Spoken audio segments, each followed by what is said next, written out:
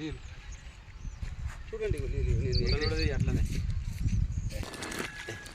మన నీళ్ళు ఇక కింద ఇంకా పచ్చుకున్నాక ఏం చేసేదాన్ని ఉల్టా ఏం చీతి ఇప్పితే మర మొత్తం ఏం లేపుతారు, మా అన్ను లేపుతారు, మా షడం లేపుతారు, మొత్తం డూబు వ్యవహారం ఉన్నది మొత్తం. ఇంకా మారి ఈ పొద్దుడికి ఇంచుమించు 40 రోజులు అయింది లేచి. మేము 40 days 100% 40 days అయింది లేచి. గవర్నమెంట్ ఇప్పుడు ఆయన ఏమంటున్నాడు, మీరు లేపండి వీళ్ళేమో లేపరు,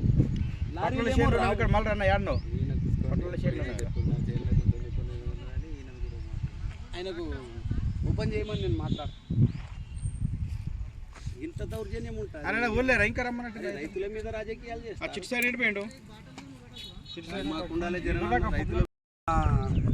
మా తమ్ముడు లేకుండే వర్షం దాడి చేయడంతో ఆ చిన్న పిల్లగాడు మా తమ్ముడు కొడుకు ప్లస్ మా మరదలు కాల్ చేద్దామనే ప్రయత్నంలో పెద్ద ఎత్తున గాలి వాన దుమానం వచ్చి కింద మొత్తం 3 feet కింద మొత్తం ఇదే లెవెల్లో నానిపోయి మొలకెత్తినాయి, పైన కూడా నానిపోయినాయి. ఇక దీనికి ఏమన్నా మేము చెప్తే వీళ్ళు వట్టెట్టిగా అంటారు, అట్లా అంటారు అనే మాట మాట్లాడుతున్నారు. కానీ ఇది నిజానికి ఇదంతా నిజమే, ఇది డూబేం లేదు. కాకపోతే రైతులకు చాలా నష్టం జరుగుతుంది. దీని మీద మా ఎమ్మెల్యే సాబ్ కానీ ప్రభుత్వం కానీ గట్టి నిర్ణయం తీసుకొని చేనులోకి వెళ్ళి ఈ ధాన్యం లేపిస్తారని ఇంకా ఆశతోనే ఎదురు చూస్తున్నాం.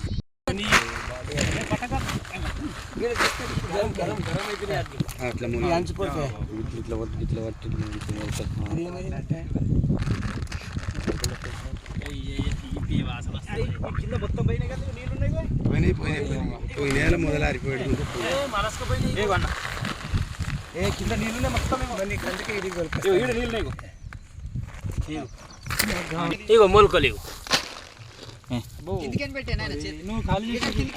బర్లేదు 2 నిమిషాలు ఒక సెకండ్ బాగా చదువు బత్తాయి గుర్తులేదు కూడా కాస్త ఫోన్ చేస్తాడు జర రైతు మొత్తం అంతా గలీజ్ షోలకు డాగేయడము ఇది కూడా నాది లేపితే కింద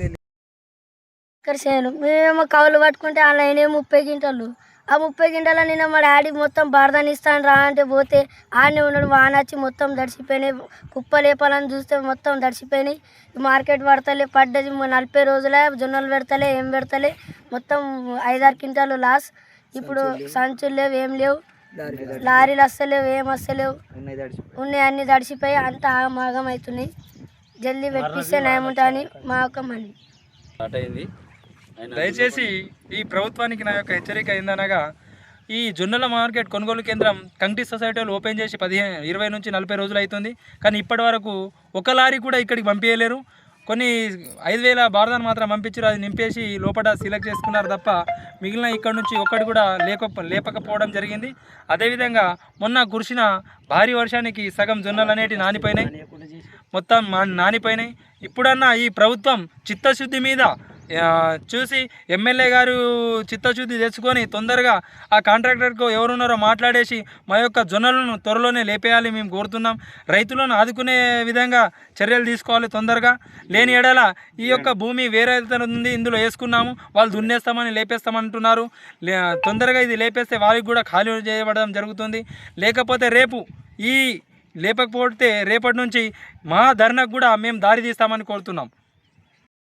జంగిబి గ్రామంలో ఈ జొన్నల కొనుగోలు కేంద్రం ప్రారంభమైంది. కొబ్బరికాయ కొట్టి 40 రోజులు అయింది. ఇప్పటి వరకు ఈ రేగడి చేనులో ఫ్రీగా ఉన్నదని వేసినాం. ఇంతవరకు దాకా ఎవరు స్పందన లేదు. ఈ మాల్ లేస్తుందేమో ఆశతో ఎదురు చూపలే తప్ప మొత్తం నిర్లక్ష్యమే ఉంది. బార్దాన్ లేదు, లారీ లేదు. 40 రోజులైంది మాల్ ఇక్కడనే ఉంది. 4 సార్లు 5 సార్లు వర్షం పడింది, ఒక్క లారీ వచ్చేది. ఇంతవరకు ఒకే ఒక లారీ వచ్చింది. ఆ ఒక్క లారీ కూడా డ్రై ఉన్న మాల్నే లేపారు. ఈ నెల మీద ఉన్న పెట్టున్న మాల్ లేపలే. మొత్తం తడిసి ముద్దయినా కానీ కేర్ చేస్తలేరు. 1 way నడవడం. మేమేమన్నా అంటే మేమేం చేయాలి, పై అధికారుల నుంచి లారీలు వచ్చినప్పుడే తెస్తాం. బార్దాన్ లేదు, 35 రూపాయలకు ఒక సంచి కొనుక్కుంటున్నాం. ఇంత నిర్లక్ష్యం చేస్తే రైతు ఏం కావాలి, వాని పరిస్థితి ఏం కావాలి, అప్పులు ఏం కావాలి. రోడ్డు మీద ఎక్కితేనేమో పోలీసు వాళ్ళకి చెప్పి లోపటేపిస్తామంట. దీనికి మేము ఏం చేయాలి? రైతులను ఎత్తిబల కొట్టుకోవాలన్నా, లేకపోతే తాళ్ళు తీసుకొని చెట్లకి ఏలాడపడాలన్నా, విషం తాగాలన్నా, లేకపోతే అప్పులోడు వస్తున్నాడు ఇంటి ముందర కూర్చుంటుండు, బిల్లు కాదు, మాలు పోదు, ఆ గింత నిర్లక్ష్యం అన్నటువంటి ఇక్కడ నిజామాబాద్ డిస్టిక్ గోద్మేగాం నుంచి చిన్న కొడబ్గాల్ వరకు ప్రతిరోజు రోడ్డు మీద 9 లారీలు, రోడ్డు పైన 9 లారీలు ఉంటున్నాయి. ఈ నిజామాబాద్ డిస్టిక్ మా పక్కనే తలిగి ఈ ఎంపల్లి మందిర్ నుంచి గోద్మేగాం నుంచి చిన్న కొడబ్గాల్ వరకు రోజుకు 9 లారీలు ఉంటాయి నింపేటి. మరి మా విలేజ్కి ఎందుకు ఒక్క లారీ రాదు? మా మాల్ పోయేది ఎప్పుడు?